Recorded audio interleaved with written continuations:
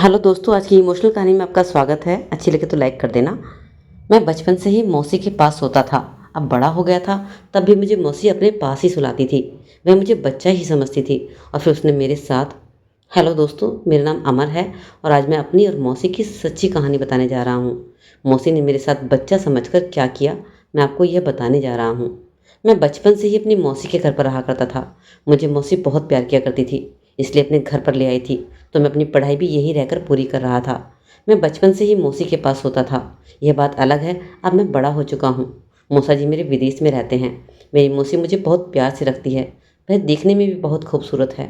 उनकी उम्र लगभग 36 साल है, लेकिन दिखने में वह बिल्कुल 22 साल की लड़की लगती हैं। मेरा मौसी के साथ प्यार और ज़्यादा तब बढ़ गया जब एक आदमी हमारे घर आने लगा था। मुझे नहीं पता था वह आदमी कौन था। वह आदमी जब मौसी से मिलने घर पर आया करता था तो कुछ न कुछ चीज़ लेकर आया करता था।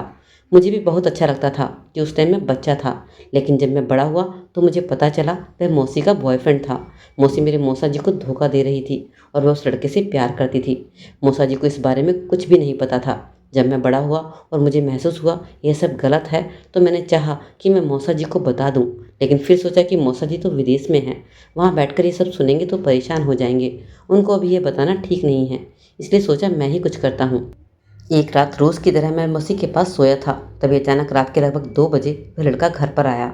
मौसी तो यही सोच रही थी कि मैं सोया हूँ, लेकिन मेरी आंखें खुली थी। वह आदमी मौसी के पास आया और कहने लगा कि हम कब तक इस तरह चोरी छुपे मिलते रहेंगे। क्या तुम अभी भी मेरा नहीं होना चाहती हो? चलो हम लोग भागकर शादी कर लेते हैं, तब तुम मेरी पत्नी हो जाओगी और हमें चोरी छुपके इस तरह से नहीं मिलना पड़ेगा, और फिर तुम हमेशा मेरे पास रहोगी। इतना सुनते ही मौसी डर गई और कहने लगी, नहीं, मैं तुमसे शादी नहीं कर सकती। मेरा पति मेरे बिना नहीं रह सकता। तब आदमी कहने लगा, तो क्या मैं तुम्हारे बिना रह सकता हूँ? तुम्हें अपने पति की चिंता है जो विदेश में बैठा है, और उसे तुम्हारी ज़रा भी परवाह नहीं है। लेकिन यहाँ मैं तुम्हारे साथ हूँ, तुम्हें मेरी परवाह नहीं है कि मैं तुम्हारे बिना कैसे रहता हूँ। तुम मेरी बात समझती क्यों नहीं हो? हमारे रिश्ते को 10 साल हो चुके हैं और यही वजह है कि आज तक हम मिल रहे हैं और हमारा रिश्ता पक्का है। पर तुम्हारा पति तो सिर्फ कमाने में लगा है, विदेश में रह रहा है। अभी भी तो वह तुम्हारे बिना ही रह रहा है ना? लेकिन मौसी नहीं मानी। उसे गुस्से से कहने लगी, मैं ये सब नहीं कर सकती और न ही तुमसे शादी कर सकती हूँ। इतना सुनते ही आदमी गुस्सा हो गया और कहने लगा, मैं जानता हूँ तुम मुझे धोखा दे रही हो, मेरा फ़ायदा उठा रही हो। मैं तुम्हें सच्चा प्यार करता हूँ और तुम शादी करने से मना कर रही हो। तुमने मुझे प्यार के जाल में फंसा कर रखा है। मैं भी वहीं साइड में लेटा सारी बातें सुन रहा था। अब मुझे डर लग रहा था कहीं मौसी उसकी बातों में आकर बहकावे में कोई गलत फैसला ना ले ले।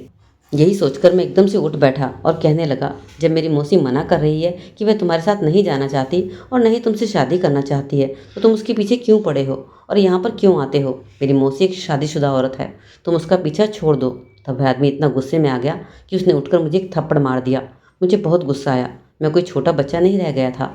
मेरी उम्र लगभग 20 साल हो चुकी थी। मैं चुप रहने वाला नहीं था। मैं भी उठा और मैंने भी एक जोरदार घूंसा उसके मुंह पर मार दिया।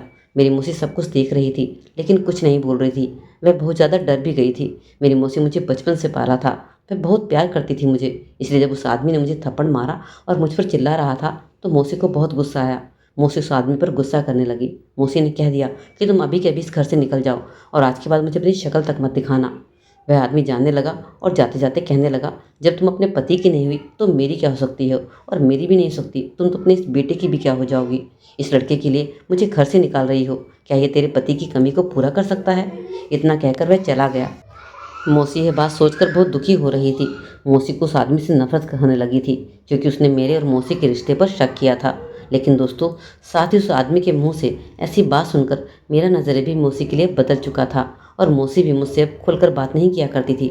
मैंने महसूस किया था कि मौसी अब मुझसे नज़रें चुराने लगी थी। मैं जब भी मौसी के पास आना चाहता था, उनसे बात करना चाहता था, वह हमेशा उठकर चली जाती थी और मुझे इग्नोर करती थी। अब मुझसे नहीं रहा जा रहा था। मैं मौसी के पास गया और उनका हाथ पकड़ा और उनसे कहा, क्या हुआ मौसी, आप मुझसे दूर क्यों भाग रही हैं? क्या बात है, कोई परेशानी है क्या? मौसी कहने लगी, ऐसी कोई बात नहीं है। तब मैंने कहा, फिर मेरे पास आते ही आप यहाँ से उठकर क्यों भाग जाती हैं? मुझसे बातें क्यों नहीं करती हैं? आपको पता है, मैं तो बचपन से ही आपके साथ हूँ, आपके साथ ही सोता हूँ, और अब तो आप मुझे अपने पास भी नहीं सुलाती हैं, न ही मुझसे बात करती हैं। मौसी, मैं आपका वही बेटा हूँ जिसे आप बचपन से बहुत प्यार करती हैं, और अब आप मुझे इस तरह से इग्नोर कर रही हैं। क्या अब आप मुझे भूल गई हैं? तब मौसी रोने लगी और मेरे सर पर हाथ रखा और कहने लगी, नहीं बेटा, ऐसी कोई बात नहीं है। मैं कल भी तुम्हें इतना ही प्यार करती थी और आज भी तुम्हें उतना ही प्यार करती हूँ, लेकिन जब से वह बात हुई है मैं बहुत ज़्यादा शर्मिंदा हूँ। बस मुझे इसलिए समझ नहीं आ रहा कि मैं क्या बात करूं और क्या ना करूं।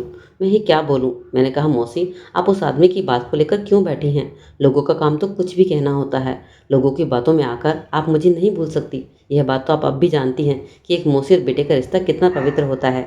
मौसी माँ समान होती है, लेकिन शायद वह आदमी यह बात भूल गया था और इतना कुछ कह गया था। मैं तो मौसी बस आपको यही कहना चाहूँगा कि जब औरत की शादी हो जाती है तो उसे किसी पराये मर्द से रिश्ता नहीं रखना चाहिए, नहीं तो उसका अंजाम यही होता है। बस औरत की इमेज खराब होती है। सभी सोचते हैं कि जब ये औरत अपने पति की नहीं है तो हमारी क्या होगी। भले ही आप उसे अपने पति से ज़्यादा ही प्यार क्यों ना करती हो, वह तुम्हें कभी इज्जत नहीं देगा।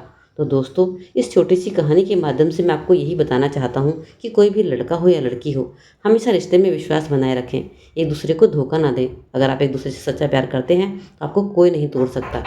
अगर आप अपने हमसफ़र से सच्चा प्यार करेंगे तो आपका प्यार बढ़ेगा, घटेगा नहीं। अगर आपके जीवन में कोई मुसीबत आती है तो आपकी पति या आपकी पत्नी ही आपका साथ देगा, कोई तीसरा आदमी आपका साथ नहीं देगा।